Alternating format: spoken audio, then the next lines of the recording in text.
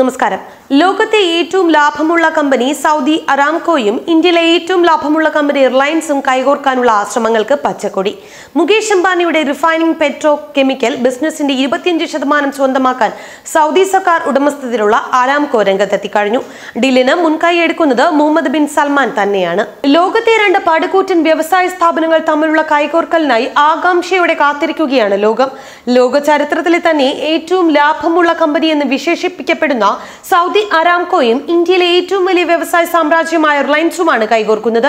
Petro chemical രംഗത്ത് വലിയ മാറ്റങ്ങൾക്ക് വഴിയൊരുക്കിയേക്കാവുന്ന ഈ കൈകോർക്കലിന് സൗദി രാജകുമാരൻ മുഹമ്മദ് ബിൻ സൽമാന്റെ പച്ചക്കൊടി കിട്ടിക്കഴിഞ്ഞു. മുകേഷ് അംബാനിയുടെ റിലയൻസ് ഇൻഡസ്ട്രീസ് ലിമിറ്റഡിന്റെ റിഫൈനിംഗ് ആൻഡ് പെട്രോ കെമിക്കൽ സംരംഭങ്ങളിൽ 25% സ്വന്തമാക്കാനാണ് അരാംകോയുടെ നീക്കം.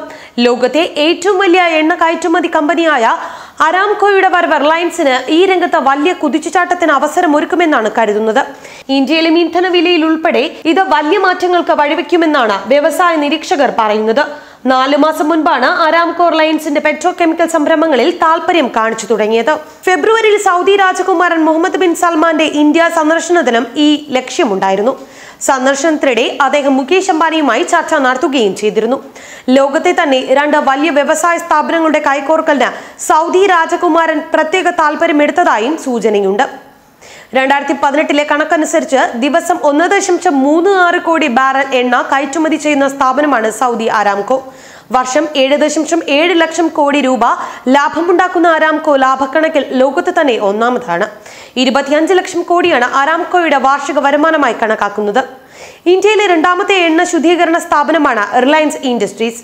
വർഷം 45,725 കോടി രൂപ റിലയൻസിന് ലാഭമുണ്ട്. 3.8 ലക്ഷം കോടി രൂപയാണ് വാർഷിക വരുമാനമായി കണക്കാക്കുന്നത്. റിലയൻസ് ഇൻഡസ്ട്രീസിന്റെ 25% അരാംകോ സ്വന്തമാക്കുമ്പോൾ എത്ര കോടി രൂപയുടെ ഇടപാടാകും നടക്കുകയെന്നതും വ്യവസായ ലോകത്ത് ആകാംക്ഷ ഉയർത്തിയിട്ടുണ്ട്. ഇക്കാര്യങ്ങളിൽ ജൂൺ മാസത്തോടെ തീരുമാനമുണ്ടാകുമെന്നാണ് സൂചന. 8.5 ലക്ഷം കോടി രൂപയോളമാണ് റിലയൻസ് ഇൻഡസ്ട്രീസിന്റെ മൊത്തം ഓഹരി വില.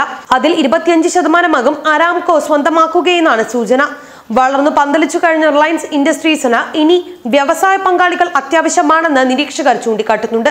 മഹാരാഷ്ട്രയുടെ പടിഞ്ഞാറൻ തീരത്ത് ഇന്ത്യൻ എണ്ണ കമ്പനികൾ ഗ്രീൻഫീൽഡ് റിഫൈനറി സ്ഥാപിക്കാൻ ഒരുങ്ങുന്നതായി അരാംകോ ഫെബ്രുവരിയിൽ റിപ്പോർട്ട് ചെയ്തിരുന്നു.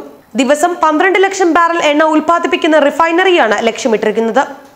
റിലയൻസിൽ അരാംകോ പണം ഇറക്കുന്നതിന് പിന്നിൽ ഈ ഉൽപാദന കേന്ദ്രവുമായി ബന്ധമുണ്ടോ എന്നത് ഇപ്പോൾ വ്യക്തമാക്കിയിട്ടില്ല.